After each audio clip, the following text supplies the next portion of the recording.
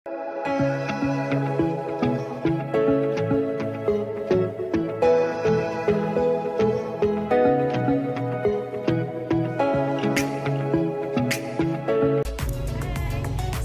warahmatullahi wabarakatuh. Baik, di sini saya akan melaksanakan materi umum dari mata kuliah Oceanografi Kimia.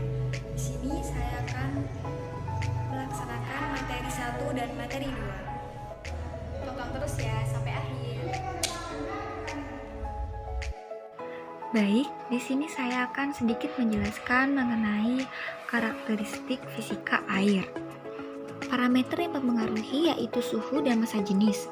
Suhu adalah besaran yang menyatakan derajat panas dingin dari suatu benda. Faktor yang mempengaruhi suhu di perairan, salah satunya yaitu adanya radiasi matahari dan proses interaksi antara air dan udara. Sementara massa jenis sendiri ialah besaran yang menunjukkan perbandingan antara massa dengan volume. Semakin besar massa jenis suatu benda, maka akan semakin besar pula volumenya. Parameter yang mempengaruhi karakteristik kimia air yaitu suhu, salinitas, dan densitas. Suhu permukaan laut dipengaruhi oleh presipitasi, evaporasi, kecepatan angin, intensitas matahari, dan semua fenomena yang terjadi di kolam perairan. Sementara salinitas sendiri, faktor yang mempengaruhi yaitu kedalaman, arus pasang surut, aliran permukaan, evaporasi, dan runoff dari daratan. Sementara densitas sendiri akan meningkat seiring dengan menurunnya suhu atau suhu rendah dan salinitas yang tinggi atau meningkat.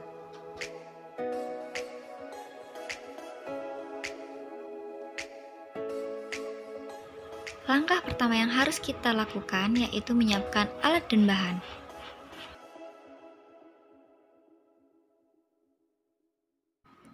Siapkan botol yang berisi air dingin, air panas,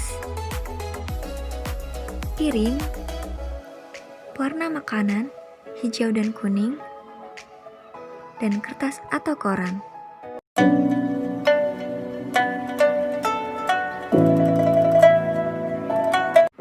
Langkah pertama, siapkan air dingin dan air panas. Selanjutnya, ambil pewarna makanan, hijau dan kuning.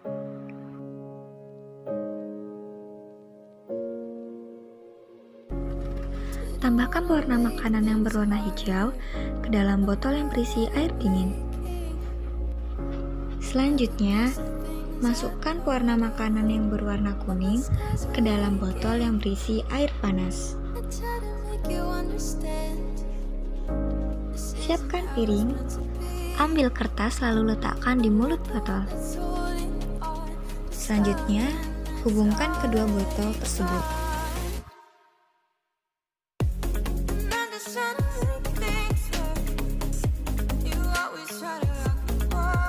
Pastikan kedua botol tersebut berdiri sempurna.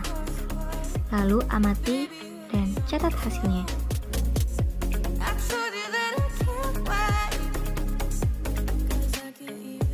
Siapkan air dingin dan air panas.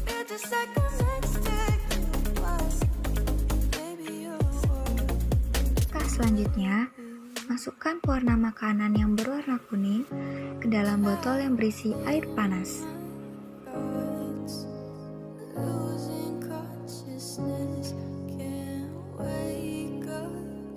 Selanjutnya, siapkan pewarna makanan, lalu masukkan pewarna makanan yang berwarna hijau ke dalam botol yang berisi air dingin.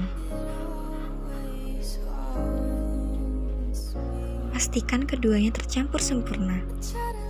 Siapkan piring,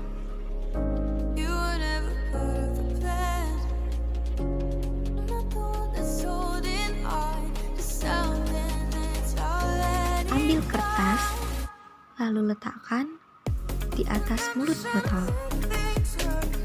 Hubungkan keduanya dengan posisi air panas berada di atas air dingin.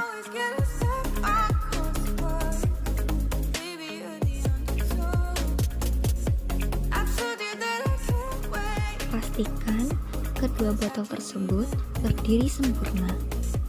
Kemudian amati dan catat hasilnya. Berikut hasil dari materi 1 praktikum kali ini. Massa jenis air dipengaruhi oleh suhu, salinitas, dan tekanan. Massa jenis air dapat meningkat karena terjadinya penurunan suhu. Peningkatan massa air ini dihasilkan oleh sejumlah molekul yang mengisi ruang sempit. Pada percobaan pertama, kedua botol tersebut warnanya tercampur. Hal ini dikarenakan botol yang berisi air panas memiliki massa jenis yang lebih kecil dari botol yang berisi air dingin. Oleh karena itu, molekul-molekul yang berada di air panas akan naik ke atas sehingga warnanya tercampur.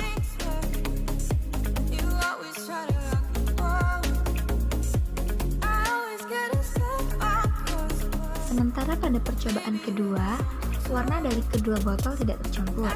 Hal ini dikarenakan botol yang berisi air dingin berada di bawah. Air pada botol tersebut memiliki massa jenis lebih besar daripada botol yang berisi air panas. Saat suhunya lebih rendah atau dingin, molekul-molekul yang ada di dalamnya akan lebih rapat, sehingga warnanya tidak akan tercampur.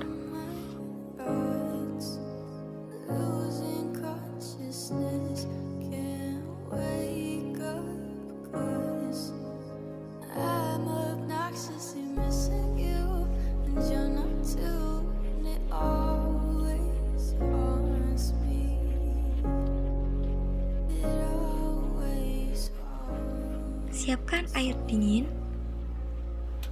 air panas, warna makanan hijau dan kuning, baskom transparan, garam, tusuk atau jarum pentul, dan sendok.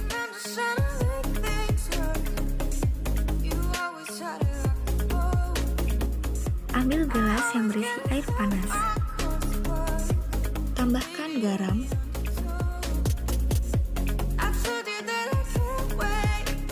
selanjutnya tambahkan warna makanan yang berwarna kuning ke dalam gelas yang berisi air panas. Kemudian aduk hingga tercampur sempurna. Siapkan air dingin. Tambahkan warna makanan yang berwarna hijau ke dalam gelas yang berisi air dingin. Lalu aduk hingga rata. Selanjutnya yaitu tusuk kedua gelas menggunakan jarum pentul. Isi baskom dengan air. Siapkan baskom yang telah diisi air, lalu letakkan kedua gelas ke dalam baskom. Yang terakhir, lepas kedua tusuk pada masing-masing botol.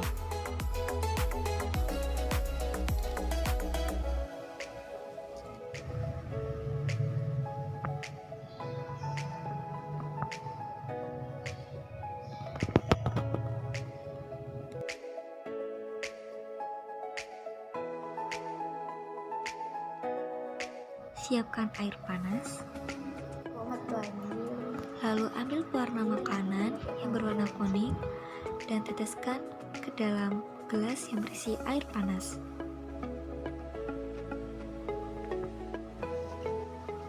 Kemudian aduk hingga rata. Selanjutnya ambil gelas yang berisi air dingin. Tambahkan garam. Ambil pewarna makanan yang berwarna hijau, lalu teteskan ke dalam gelas yang berisi air dingin dan garam tersebut. Lalu aduk hingga rata. Ambil kedua gelas dan 2 tusuk.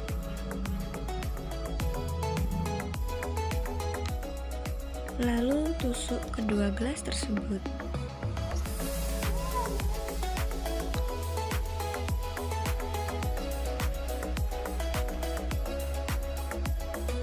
Ambil baskom yang telah diisi air.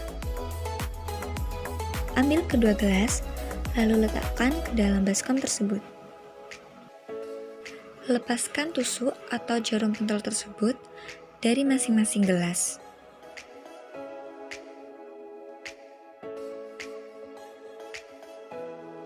Amati dan catat hasil.